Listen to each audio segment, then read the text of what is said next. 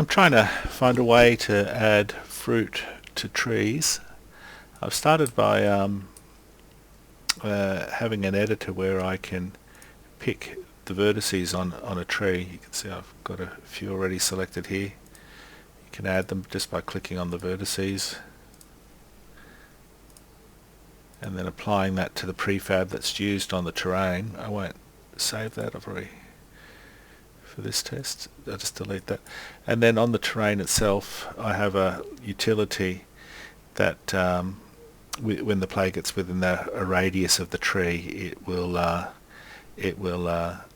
display the fruit so I don't kill the performance. And then I can set a prefab for what fruit should be rendered onto that tree.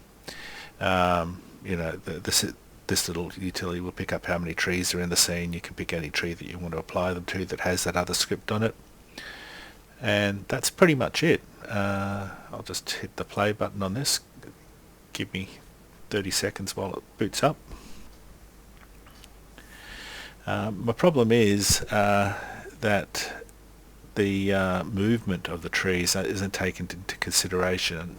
I need to try to work out if it's possible to get the vertex offset that has been applied with the tree movement and then update the apple position accordingly.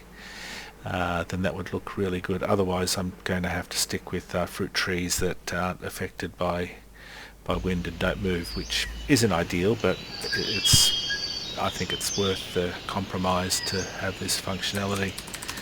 So